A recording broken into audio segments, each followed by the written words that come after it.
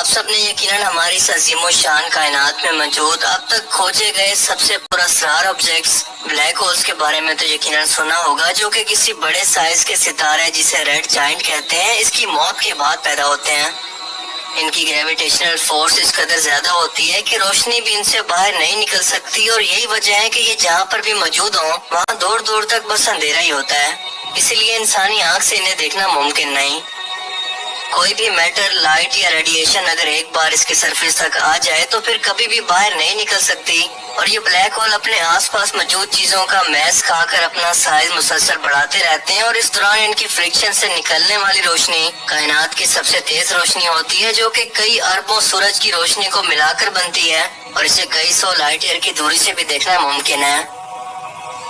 Scientist کے مطابق black hole ہماری ایک کائنات سے دوسری کائنات میں جانے کا راستہ ہے۔ یہ ایک قسم کا شارٹ کٹ ہے جو کہ کائنات کے کپڑے میں ایک سوراخ کو پیدا کرتا ہے،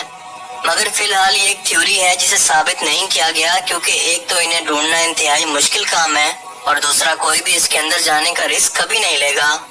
مگر ہالی ووڈ کی انٹرسٹیلر فلم کے اندر یہ منظر دکھایا گیا ہے کہ کیسے کوئی شخص نہ صرف ایک بلیک ہول کے اندر سفر کر سکتا ہے بلکہ اس کی دوسری سائڈ پر نکل کر کسی اور کائنات میں باہر نکل آتا ہے، کیونکہ اس بلیک ہول کی شیپ کسی فنل یا ایک درخت کی طرح ہوتی ہے جو کہ اوپر سے چوڑا اور نیچے تنے سے چھوٹا ہوتا چلا جاتا ہے۔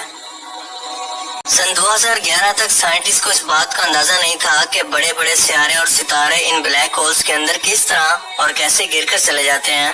مگر سن 2016 تک ایسے کئی واقعات رپورٹ ہوئے جس میں یہ دیکھا گیا کہ کیسے ایک بلیک ہول کسی بھی میٹر سے بنے آبجیکٹ کو، چاہے وہ کوئی سیارہ ہو یا کوئی ستارہ یا میٹر سے بنا ہوا کوئی بھی آبجیکٹ، پہلے اسے اپنی شدید ترین گریوٹی سے ٹکڑوں میں توڑ کر اپنے گرد لپیٹ کر اندر نگل لیتا ہے، یا یوں کہیں کہ یہ آبجیکٹ اس بلیک ہول کے اندر جا کر گر جاتے ہیں۔ 1916 میں پہلی بار البرٹ آئنسٹائن نے اپنے جنرل تھیوری آف ریلیٹیوٹی کے اندر بلیک ہولز کی موجودگی کے بارے میں بتایا، جو کہ صرف ایک تھیوری تھی۔ اس کے بعد وقت آیا سال 2019 کا، جب زمین سے 50 ملین لائٹ ایئر دور M87 گلیکسی کے سینٹر میں ایک بلیک ہول کو کھوج کر اس کی پہلی تصویر کو پبلش کیا گیا۔ یاد رکھیں کہ ہم انسانوں نے پہلی بار 2019 کے اندر اپنی آنکھوں سے اس وقت اسے دیکھا جب ہبل ٹیلیسکوپ جیسی ایڈوانس دوربین نے بے حد مشکل مرحلوں سے گزر کر پہلے بلیک ہول کی تصویر کو کیپچر کیا۔ اور اب آئیے چلتے ہیں 1400 سال پیچھے، جب قرآن کریم سورہ نجم کے اندر یعنی ستارے والی سورت کی پہلی آیت کے اندر ہی فرماتا ہے کہ ستارے کی قسم جب وہ غائب ہونے لگیں یا گرنے لگیں۔ تصور کر کے دیکھیں کہ کیا کوئی اس دور کے اندر بلیک ہول کے بارے میں سوچ بھی سکتا تھا، یا اس دور کے اندر بلیک ہول کی خصوصیات کے بارے میں اس کا تصور کرنا بھی ممکن تھا؟ بالکل بھی نہیں۔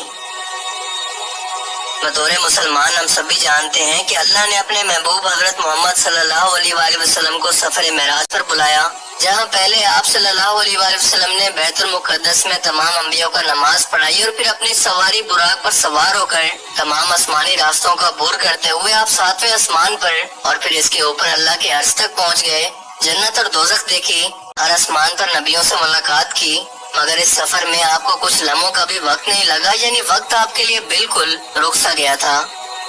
کائنات کے لامحدود فاصلے جو کہ ختم ہونے کا نام ہی نہیں لیتے، اور ایسی ایڈوانس ترین ٹیکنالوجی جو کہ اسپیس کے اندر ٹریول کرنے کے لیے موجود ہی نہ ہو، جو اس قدر تیز رفتاری سے سفر کر سکے کہ 7 آسمانوں کا سفر صرف کچھ ہی لمحوں کے اندر ہو جائے، آج بھی ممکن نہیں۔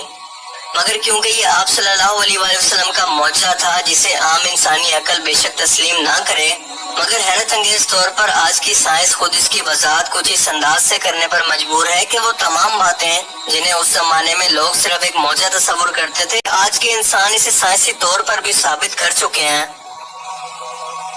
قرآن میں اس سفر کے دوران ایک بیری کے درخت کا ذکر کیا گیا ہے جس کا نام ہے سدرۃ المنتہا، اور میرے خیال میں یہ ایبسٹریکٹ معنوں کے اندر بلیک ہول کی خصوصیات کو ہی بیان کر رہا ہے۔